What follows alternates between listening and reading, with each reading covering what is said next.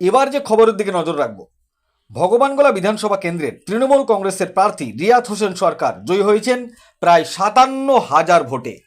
জয়ী হওয়ার পরপরেই ভগবানগোলা এলাকায় ভগবানগোলা বাজার পরিক্রমা করলেন এবং সকলের অভিবাদন গ্রহণ করলেন ভগবানগোলা বিধানসভা কেন্দ্রের তৃণমূল কংগ্রেসের প্রার্থী রিয়াত হোসেন সরকার।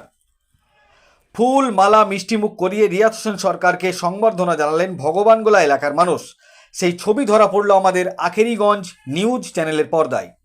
সঙ্গে উপস্থিত ছিলেন ব্লক সভাপতি জনাব ইমরান হোসেন পরামানিক, জেলা পরিষদের মেম্বার আবু সাইম রিপন, সংখ্যালঘু সেলের সভাপতি আব্দুস সামাদ, তৃণমূল নেতা রমজান আলী, তুফান শেখ, গোলাম সারোয়ার, সেকেন্দার আলী, মিশন শেখ, হেল্লাল শেখ, মহিলা নেত্রী বর্ণালী দাস, মমতাজ খাতুন, সাবিনা ইয়াসমিন, মৌসুমী খাতুন, এছাড়াও আরও অন্যান্য প্রচুর নেতাকর্মীগণ উপস্থিত ছিলেন।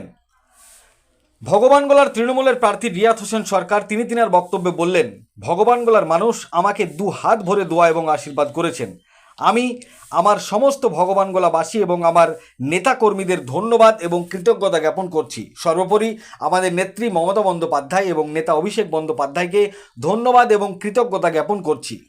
এর পাশাপাশি দেখা যায় সরকার গঠন না করতে পারার কারণে কিছু তৃণমূল কংগ্রেসের কর্মী সমর্থকের মন খারাপ হয়।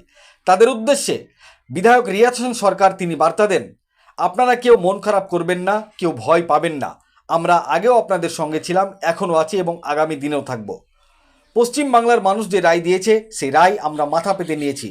সাধারণ মানুষের স্বার্থে, বাংলার মানুষের স্বার্থে, জনগণের স্বার্থে, বাংলার উন্নয়নের স্বার্থে আমরা বাংলার মানুষের সবসময় সাথে থাকব এবং বাংলার মানুষের উন্নয়ন করার প্রয়াস চালিয়ে যাব। এ বিষয়ে আরও কি বলেছেন শোনাবো আপনাদের। এই ভিডিওটি যারা দেখছেন ভিডিওটি শেয়ার করবেন, চ্যানেলটি লাইক করবেন আর সাবস্ক্রাইব করবেন। আই লাভ মাই ইন্ডিয়া, মেরা ভারত মহান। আপনারা দেখছেন আখেরিগঞ্জ নিউজ।